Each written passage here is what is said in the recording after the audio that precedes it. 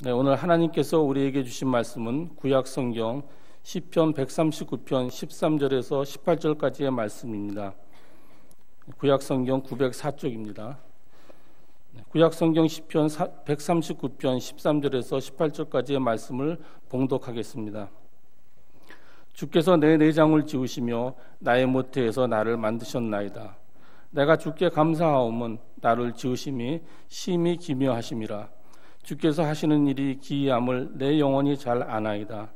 내가 은밀한 데서 지음을 받고 땅의 깊은 곳에서 기이하게 지음을 받은 때에 나의 형체가 주의 앞에 숨겨지지 못하였나이다.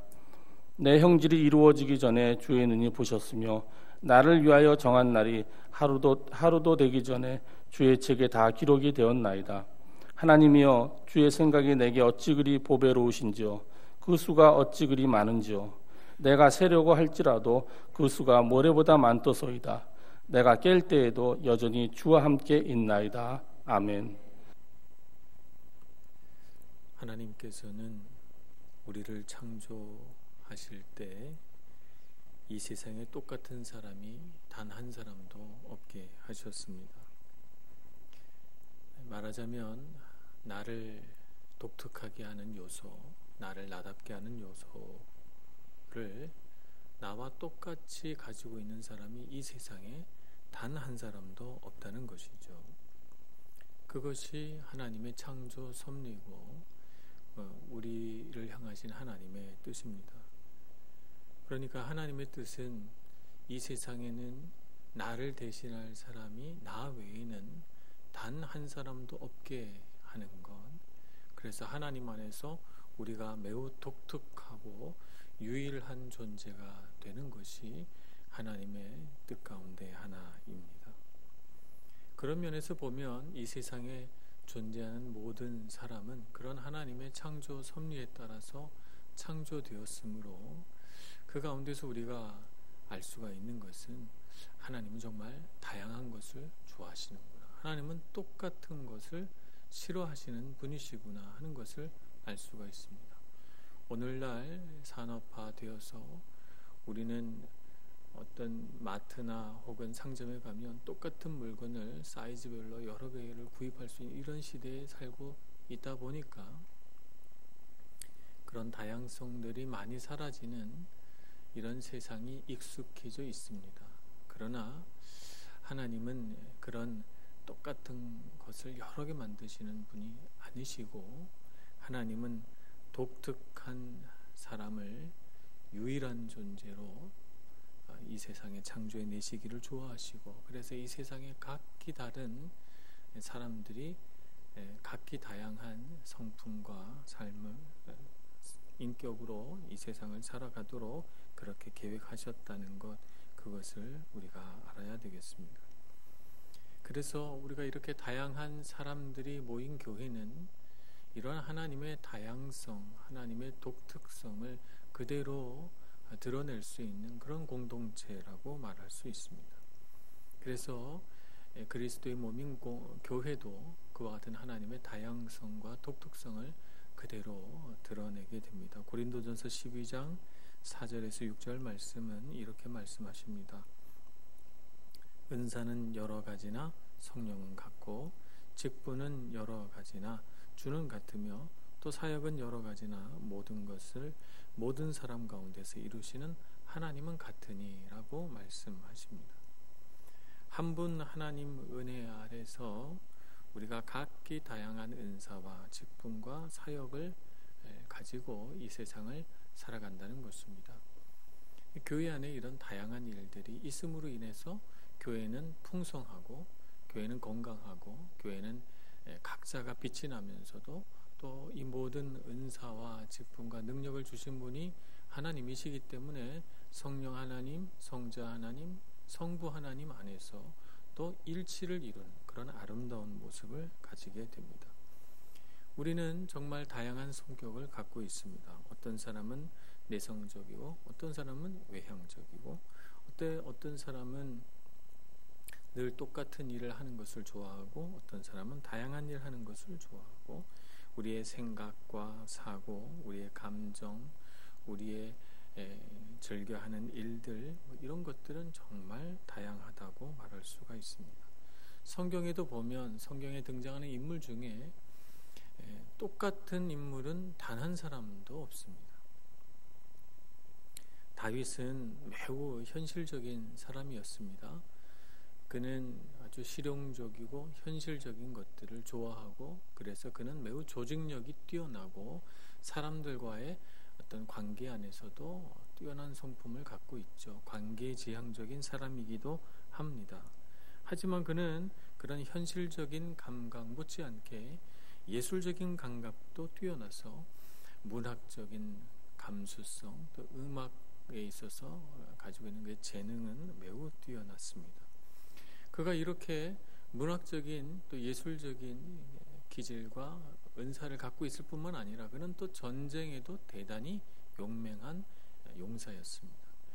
어쩌면 한 사람 안에 조화될 수 없는 것처럼 보이는 이런 요소들이 한 사람 안에 다 들어있을 수 있을까? 우린 참 신기하지만 다윗 안에는 이와 같이 여러 가지 것들이 다 있어서 그것을 가지고 하나님께 영광 돌리고 이스라엘 백성들을 블레셋 손에서 건져내고 하나님의 놀라운 일들을 그의 삶 가운데 또 그가 다스리던 이스라엘 나라 가운데 펼쳐내었던 것입니다. 반면에 또 예레미야 선지자 같은 분은 대단히 감수성이 예민하고 또 감성적이면서도 섬세한 이런 기질을 가지신 분이셨죠. 그러면서도 성품이 매우 순수해서 하나님의 말씀을 정말 잘 듣는 그런 정말 마음이 청결하고 깨끗한 선지자였다라고 말할 수 있습니다. 그래서 그는 꿈을 많이 꾸고 하나님 나라의 비전을 가지고 이스라엘과 남유다가 망해가는 과정 가운데에서 하나님께서 놀랍게 다시 구원하실 거라고 하는 그 은혜의 메시지를 이스라엘 땅에 전하게 됩니다. 예수님의 제자 가운데 베드로는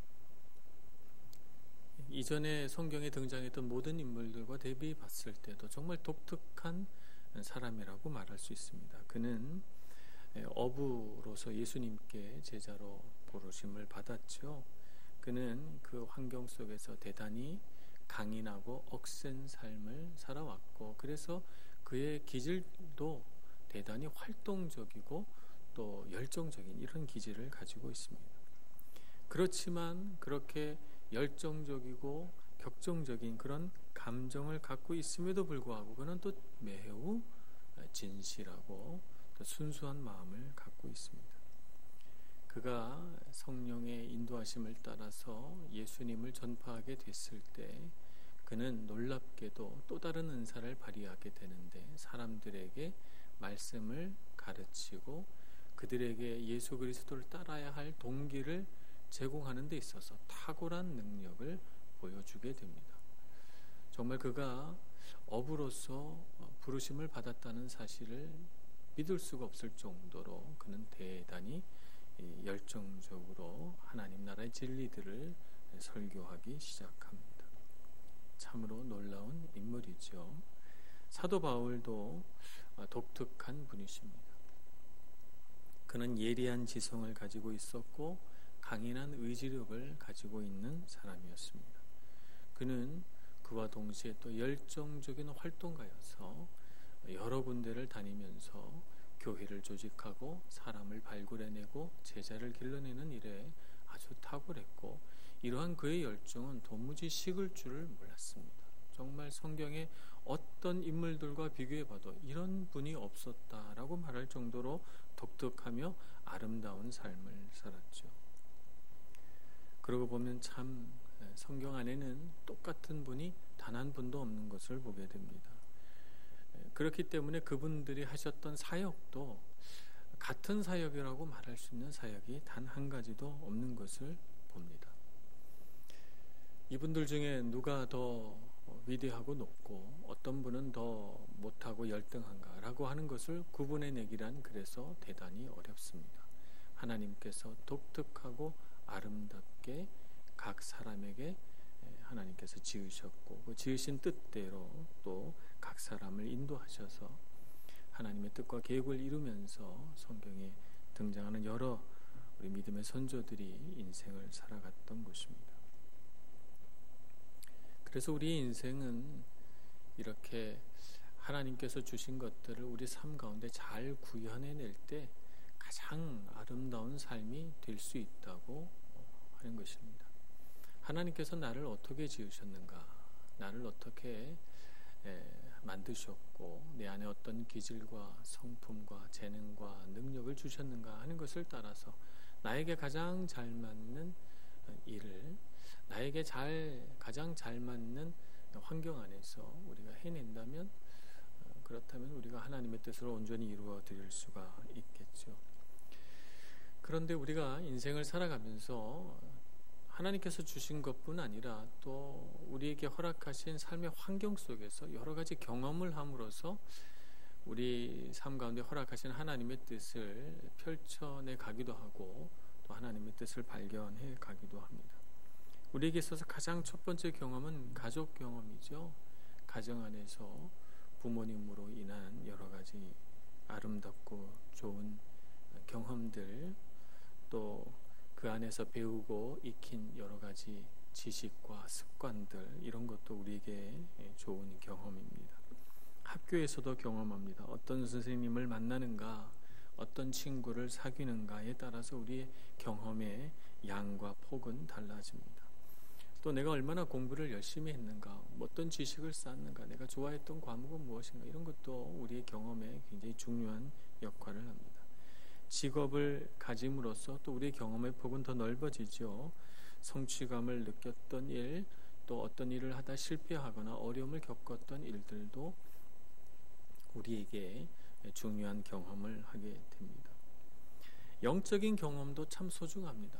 하나님을 만나고 하나님 안에서 우리가 감동했던 어떤 일들, 선교 갔던 일들, 예배 가운데 깊이 감동했던 일들, 또 내가 어떤 일을 맡아서 책임을 지고 사역을 하면서 경험했던 일들, 이런 일들도 우리로 하여금 나를 향하신 하나님의 뜻이 무엇인가, 나는 어떻게 독특하게 하나님 나라의 일을 이룰 수 있는가 하는 것을 알게 해줍니다.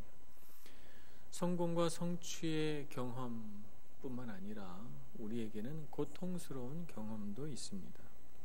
때로는 우리가 상처받고, 때로는 실망하기도 하고, 때로는 내가 원치 않았지만 유혹에 빠져 죄를 짓기도 합니다. 또 때로는 시험에 넘어져서 그만 마음이 낙심되고 낭망이 돼서 스스로 좌절할 때도 있습니다. 하나님께서 우리를 사용하실 때는 우리가 가지고 있는 성공의 경험, 성취의 경험, 또 영적인 경험뿐만 아니라 우리가 가지고 있는 이런 아프고 고통스러운 경험도 하나님께서 사용하신다는 것을 알아야 되겠습니다. 하나님께서는 우리의 삶의 경험 중에 어떤 경험도 결코 낭비되게 하지 않으십니다. 어쩌면 우리에게 있어서 가장 위대한 하나님 나라의 일은 오히려 성공과 성취의 경험보다는 오히려 고통의 경험으로부터 발휘된다라고 말할 수가 있겠습니다. 제가 캐나다에 잠깐 있을 때 마약거리라고 일컬어지는 헤이스팅스 거리에 잠깐 저희들이 견학을 간 적이 있습니다. 그래서 그곳에서 이런저런 봉사를 하다가 점심때가 되었는데 한 분이 노숙자들이 먹는 음식을 해갖고 오셨어요. 다 나누어 주고, 우리가 또 거기서 봉사했으니까 우리도 먹으라고 나누어 주시는 거예요. 이제 그분이 너무너무 정말 신나서 우리에게 음식 대접을 하는데 사실은 굉장히 좀 외모적으로는 무섭게 생기셨습니다. 왜냐하면 온몸에 문신을 해서 정말 원래 피부는 단 한 조각도 안 보일 정도로 정말 온몸에 다 문신이 돼 있어서 조금 부담스러운 그런 분이셨어요. 그분이 가시고 나서 거기는 목사님 말씀하시기를 저분도 마약 중독자였으나 하나님의 은혜로 그가 마약 중독에서 치료되어 낫고 그리고 나서 이곳에서 사역하고 있다는 거예요. 근데 굉장히 능력 있는 사역자라는 것이죠. 그가 마약 중독에 빠져서 고통을 겪어보고 그로 인해서 많은 소중한 사람들이 떠나본 경험을 했던 사람이기 때문에 그가 마약 중독자들에게 다가가서 그의 삶의 경험을 나눌 때 많은 사람들이 감동이 되고 또 소망을 가지고 그렇게 된다고 말씀하시는 것을 들었습니다. 정말 우리에게 정말 위로를 주는 사람, 우리에게 정말 용기를 주는 사람, 우리에게 소망을 주는 사람은 고통을 하나도 겪지 않고 성공의 경험만 한 사람이 아니라 어쩌면 나처럼 실패하고 좌절하고 고통스러운 경험을 해본 사람이 우리의 진정한 위로자여 소망을 주는 사람이 아닐까 하는 생각을 해봅니다. 그래서 하나님은 우리를 그런 하나님 나라의 위로자로 삼으시려고 우리를 그렇게 준비시키기 위하여 우리에게 아픈 경험을 주시기도 합니다. 고린도후서 1장 4절에 보면 이런 말씀이 있습니다. 우리의 모든 환난 중에서 우리를 위로하사 우리로 하여금 하나님께 받는 위로로서 모든 환난 중에 있는 자들을 능히 위로하게 하시는 이시로다. 환난을 겪으면서 성도들은 생각합니다. 왜 우리에게 환난을 주셨을까? 하나님께서 이 환난 중에 우리로 하여금 모든 위로는 주님께로부터 오는 것을 알게 하시려 하셨구나 하는 것을 깨닫고 주님께 위로를 받고 기뻐합니다. 그러면서 문득 깨닫게 되는 것은 이렇게 우리가 위로를 받은 이 위로로서 또 다른 환난 가운데 있는 우리의 동역자들을, 우리의 친구들을 위로한다면 이건 하나님의 큰 능력이 나타나지 않겠는가. 그래서 하나님께 받은 위로로서 모든 환난 중에 있는 자들을 능히 위로하게 하시는 분은 하나님이시다. 오늘 말씀은 이렇게 고백하고 있는 것입니다. 그렇다면 우리는 어떻게 우리가 겪게 되는 고통스럽고 아픈 경험들을 하나님께서 사용하실 수 있도록 내어드릴 수 있을까요? 그렇게 되려면 우리는 먼저 우리의 아픈 경험들을 하나님의 빛에 비추어 보아야 합니다. 드러내야 합니다. 하나님 이 경험을 통해서 무엇을 깨닫게 하셨습니까? 하나님 무엇을 나로 하여금 배우게 하십니까? 라고 하나님께 여쭈어보고 기꺼이 주님 앞에 우리가 정말 또다시 생각하기 싫고 꺼내기 싫은 우리 아픈 부분들을 주님 앞에 꺼내 드려야 하는 것입니다. 더 이상 그것을 우리 마음 깊은 곳, 어두운 곳에 넣어두고 비밀로 삼고 그것을 다시는 내가 꺼내보지 않으리라. 그것을 다시 또 생각하는 것은 너무 아프기 때문에 다시는 기억하지 말자라고 묻어두지 말아야 하는 것입니다.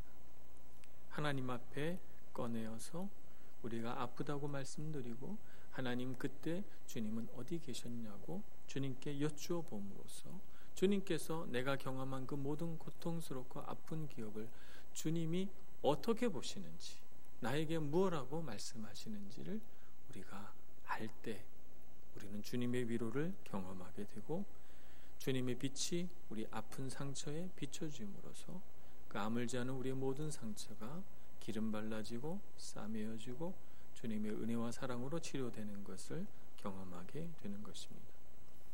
우리가 만약 그 아픈 기억들을 계속 어둠 속에 넣어두고 있으면 사탄은 어둠을 좋아하기 때문에 그 어둡고 음습한 곳에 들어와 그것을 사냥합니다. 우리를 넘어뜨릴 공격거리로 삼는 것이죠. 그래서 우리가 하나님의 손 안에서 우리의 아픈 경험을 사용하기 위해서는 기꺼이 주님께 내어드려야 합니다. 주님께 말씀드려야 하는 것이죠. 그리고 우리는 그런 우리의 아픈 경험 속에서 우리가 무엇을 실패했으며 잘못했는가 하는 것을 잘 알고 정직하게 인정할 줄 알아야 되겠습니다. 그렇게 됐을 때 우리의 그 아픈 상처 위에 새살이 돋고 더 능력 있는 하나님의 은혜를 경험하게 되지요. 그렇게 되어야만 우리는 또 다른 아픈 사람들을 향하여 하나님께서 내 삶 가운데 내 아픈 상처와 그런 고통스러운 경험들을 어떻게 주님의 능력으로 변화시켰는지를 우리가 간증할 수가 있는 것이죠. 제가 늘 소개하는 말씀입니다만 고린도후서 12장 9절 나에게 이르시기를 내 은혜가 내게 족하도다. 이는 내 능력이 약한 데서 온전하여 하심이라 하신지라. 이러므로 도리어 크게 기뻐함으로 나의 여러 약한 것들에 대하여 자랑하리니 이는 그리스도의 능력이 내게 머물게 하려 함이라. 사도 바울은 이렇게 고백합니다.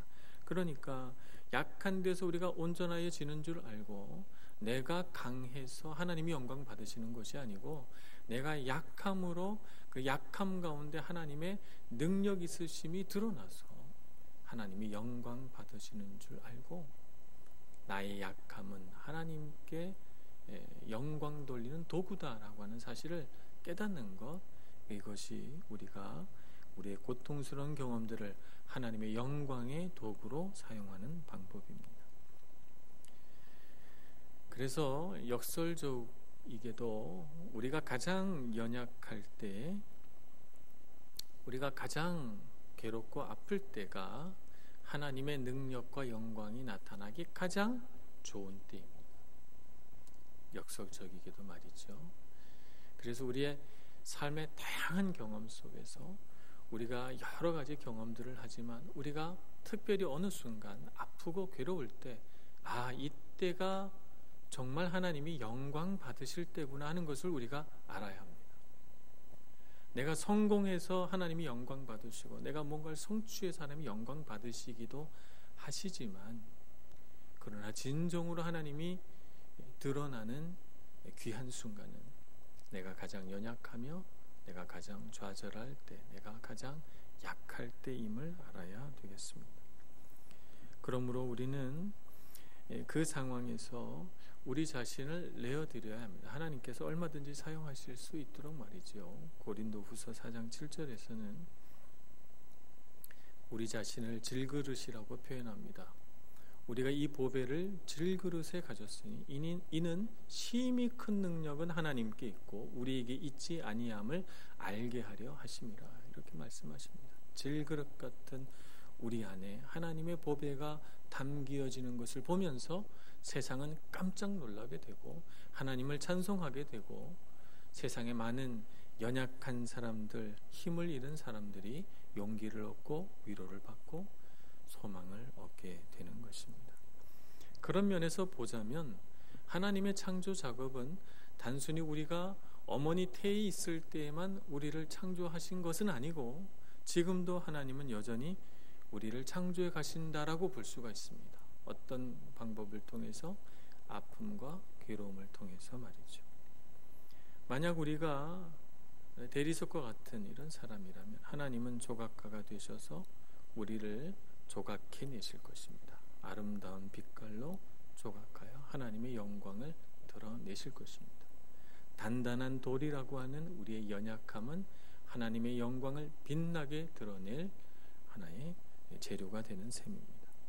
우리가 만약 진흙이라면 하나님은 아름다운 도예가가 되셔서 우리를 빚으시고 그리고 뜨거운 불로 우리를 구워 아름다운 도자기가 되게 하십니다. 우리는 불로 연단 받을 때 왜 이런 어려움이 나에게 있는지 잘 모르지만 그러나 그 연단을 통과한 후에 우리를 아름다운 도자기로 빛나게 만드셔서 하나님이 영광 받으십니다. 만약 우리가 땅이라면 하나님은 신실한 농부가 되셔서 우리를 갈아엎으시고 돌멩이들을 골라내시고 부드러운 땅을 만들어 씨를 뿌리셔서 농사를 지으실 것입니다. 버려진 땅 같은 우리의 연약함은 풍성한 결실을 맺는 옥토로 변하게 될 것입니다. 만약 우리가 물이라면 하나님은 탁월한 토목 기술자가 되셔서 호수를 만들기도 하시고 폭포를 만들기도 하시고 강줄기가 되고 바다가 되어 아름다운 환경을 만들어 내실 것입니다. 하나님 손에 붙들려 사용되지 못할 사람이 없고 사용되지 못할 재료가 없으며 사용되지 못할 경험이 없습니다. 그러므로 우리는 지금도 하나님 손에서 창조되는 사람이라고 말할 수가 있겠습니다.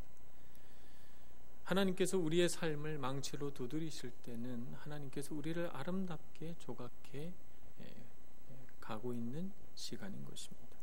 하나님께서 우리에게 때로는 용기가 필요한 어떤 곳에서 뛰어내리게 하실 때는 하나님의 폭포수 같은 은혜를 우리에게 부어주시기 위함입니다. 그러므로 우리는 우리를 선하게 사용하시고 우리의 연약함을 통해서 영광 받으실 하나님을 신뢰하면서 우리가 가장 약하고 어려울 때, 우리가 가장 고통받고 슬플 때 하나님을 더욱 의지하고 이때야말로 하나님이 영광 받으실 가장 좋은 때구나 하는 것을 알고 그때 더욱 하나님을 찾으시는 저와 여러분이 되기를 소망합니다. 어렵다고 세상 방법을 쫓아 하나님을 떠나지 마시고 하나님 앞에 꿇어 엎드려 주님을 꼭 붙드시고 그 연약한 순간이 가장 은혜로운 순간이요 가장 능력 있는 순간으로 변화되도록 하나님 손에 우리의 마음과 우리의 생각을 맡겨드리는 저와 여러분 되시기를 간절히 소원합니다. 기도하겠습니다. 자비로우신 하나님, 크신 주님의 능력 또 은혜를 우리에게 부어주셔서 우리가 어떤 순간에도 하나님을 떠나지 않게 하여 주옵소서. 하나님의 손으로 꼭 붙드시고 우리로 하여금 이 어렵고 실망할 일들이 가득한 세상 속에서 주님의 손으로 아름답게 빚어지고 아름답게 조각되어 주님의 영광 드러내는 귀한 주님의 자녀들 다 되게 하여 주옵소서. 예수님의 이름으로 기도합니다. 아멘.